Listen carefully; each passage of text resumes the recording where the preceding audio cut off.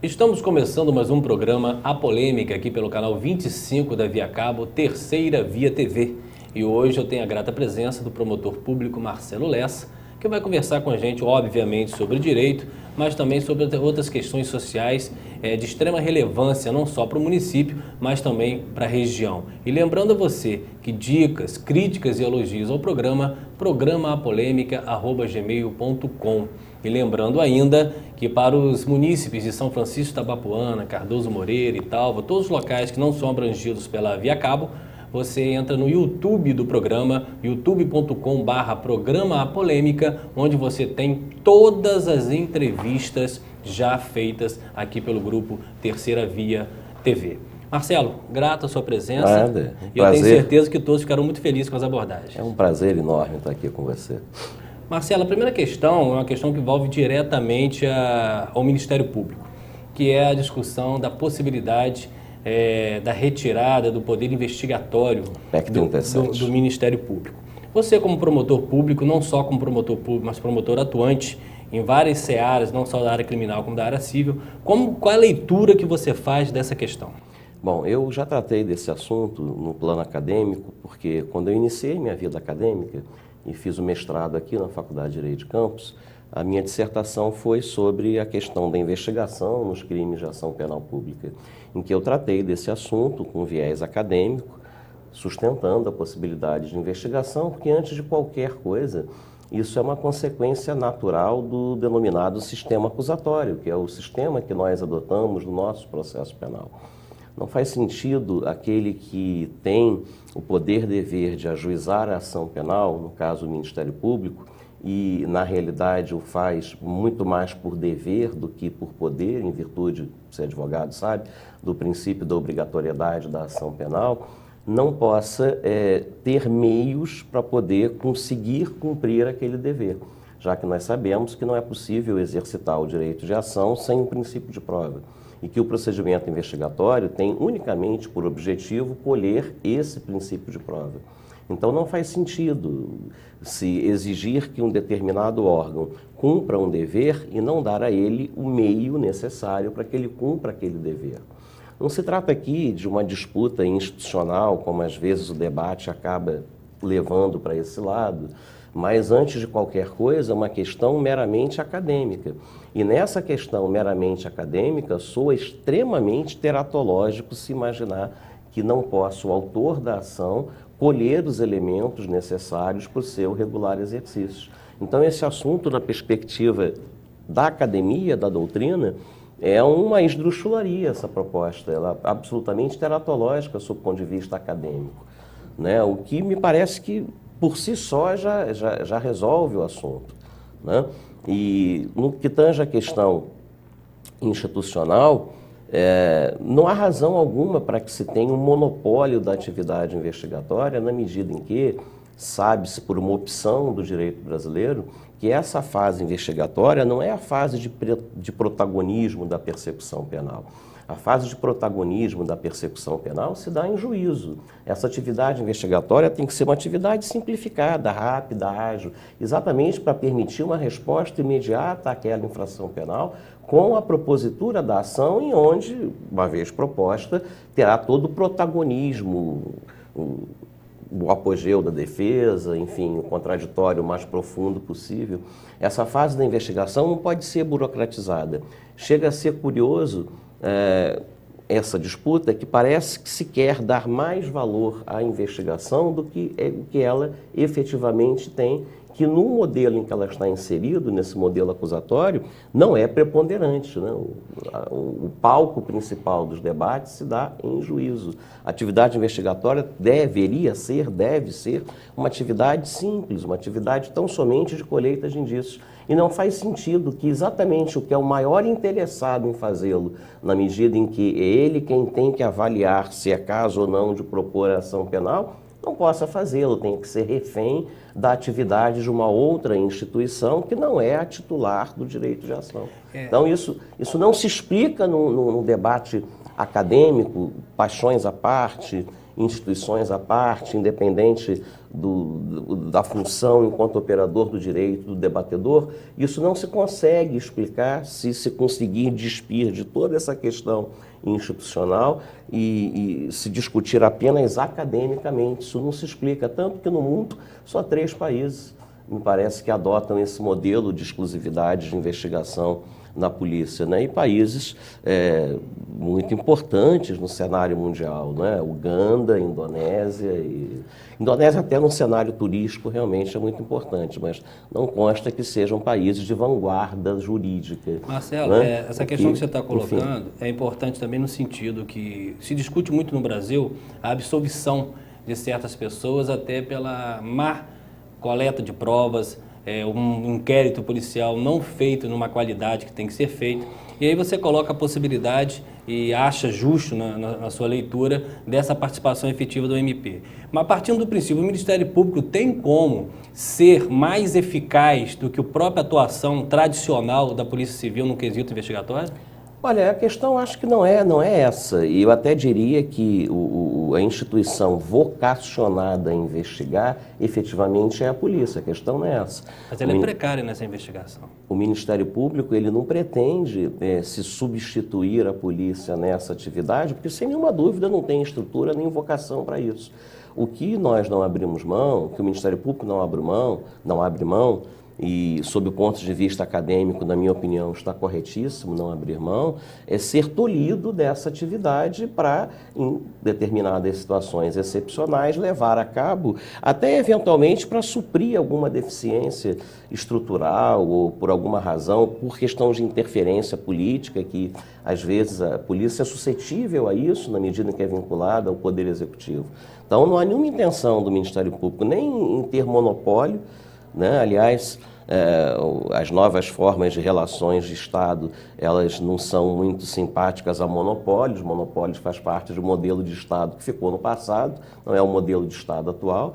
Então, nós não temos a menor intenção de ter monopólio. A única coisa que se briga, e aí acho que com razão, é para não perder essa possibilidade, porque, primeiro, que não faz sentido do ponto de vista acadêmico, e segundo, porque é extremamente útil, exatamente para suprir algumas deficiências. Você trabalharia de uma forma paralela, conjunta, em alguns casos. Eu acho que o ideal, inclusive, é conjunto, né?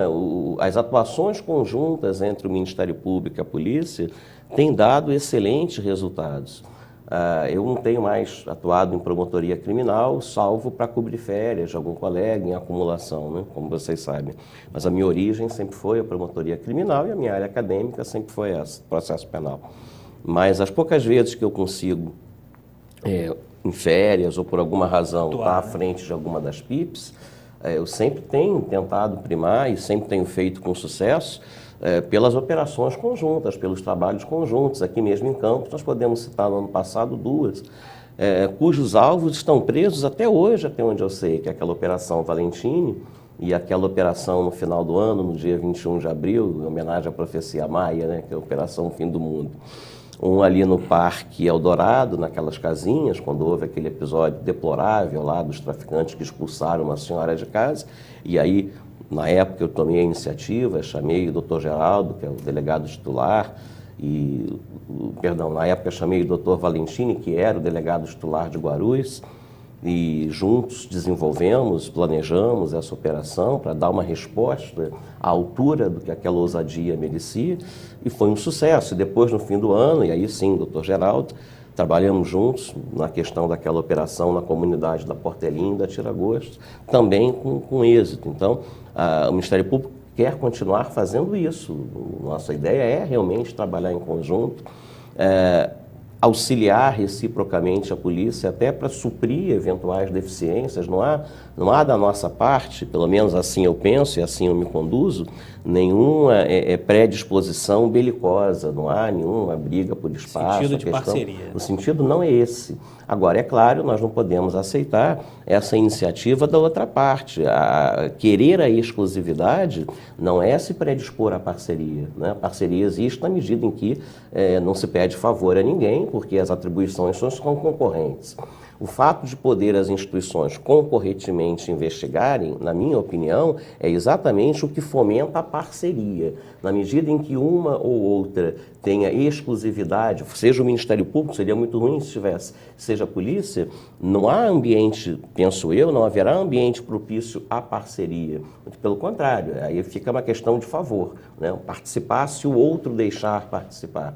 E isso eu penso que não é bom, porque isso vai estimular conflitos onde não deve existir, porque polícia e Ministério Público estão do mesmo lado, evidentemente. O trabalho de um sem o apoio do outro, o trabalho da polícia sem o apoio do Ministério Público é absolutamente inútil no sistema acusatório, porque não vai ser exercida a ação penal e o juiz não pode exercer a jurisdição de ofício, né? Então, o trabalho da polícia sem o respaldo, o apoio, o engajamento do Ministério Público é absolutamente inútil. Por outro lado, o trabalho do Ministério Público sem ser municiado pela polícia é inviabilizado, né? Não teria como, já que se precisa do princípio de prova. E o Ministério Público não quer substituir a polícia, nem tem vocação para isso, como eu falei. A instituição vocacionada, sem nenhuma dúvida, é a polícia. Perfeito. Marcelo, outra questão importante, saindo um pouco dessa seara do MP e Polícia Civil em si, vamos falar um pouquinho de questões sociais também, e você tem participação efetiva nessa questão também. A questão dos royalties, né? E você, como promotor público, participou não só das questões em si da instituição, mas também da vanguarda no sentido de lutar pelas preservações dos contratos. Nós temos aí uma liminar da ministra Carmen Lúcia, que mantém até o presente momento todas as questões referentes aos contratos dos royalties na situação em que se encontra. Não há aí, no momento, ainda nenhuma mudança, o mérito ainda sequer foi analisado. E você foi um dos promotores, juntamente com outros magistrados, que acompanhou a chefe do Executivo Municipal, a prefeita Rosinha Garotinho, a Brasília, para, corpo a corpo, no olho, tentar mostrar um pouco mais dessa questão. Eu queria que você me desse a sua opinião com relação à questão dos royalties. Falo isso, Marcelo, porque na época em que estava na iminência dos royalties serem retirados, a imprensa toda recebeu um e-mail que era praticamente um e-mail de fim do mundo, dizendo, por exemplo, que o Ferreira Machado ia parar porque 98% dele é tudo custeado pelos royalties. O Hospital Plantadores de Cana ia fechar as portas em 30 dias. Partindo do princípio que nós estamos falando de uma verba finita, aí uma opinião que eu quero sua subjetiva, não seria mais interessante uma luta para aumentar as outras receitas, para que a gente pudesse lá na frente depender tão pouco, não é perder os royalties, mas depender um pouco dele? Qual a leitura que você faz enquanto cidadão e enquanto jurista? Enquanto cidadão, eu diria que essa questão dos royalties é muito parecida com o cheque especial, com o correntista e o cheque especial. Ora, o cheque especial, teoricamente, é algo que não se devia contar, só para uma emergência, né? A gente deveria planejar o nosso orçamento familiar com base na renda, na receita própria, no salário. Mas qual dos telespectadores não vive pendurado no cheque especial, né? Já que é um mal necessário? Depois que entra aquele crédito do cheque especial, não se consegue fugir dele. Se alguém souber, por favor, me ensine, porque não se consegue fugir dele. Então, por mais que essa sua colocação, em tese, seria realmente o ideal, se tentar planejar aos poucos, ir perdendo a dependência do royalties, é inviável, porque é uma fonte de receita muito significativa e a cidade, exatamente pela natureza, e isso é assim exatamente pela natureza compensatória da receita que nós defendemos, a cidade precisa disso para poder fazer frente à pressão de todas as demandas que se colocam pelo incremento populacional decorrente da atividade petrolífera. Então, eu imagino que por mais que, de fato, o ideal seria se depender só da receita própria, os números inviabilizam, são inviáveis. As tentativas de se aumentar a arrecadação são feitas. Salvo engano, houve atualização recente do valor venal de IPTU, né, o que também causa uma polêmica enorme. É engraçado. Acredito que, como não poderia deixar de ser, essa sua colocação, todos concordem, né? Realmente tem que aumentar a receita própria.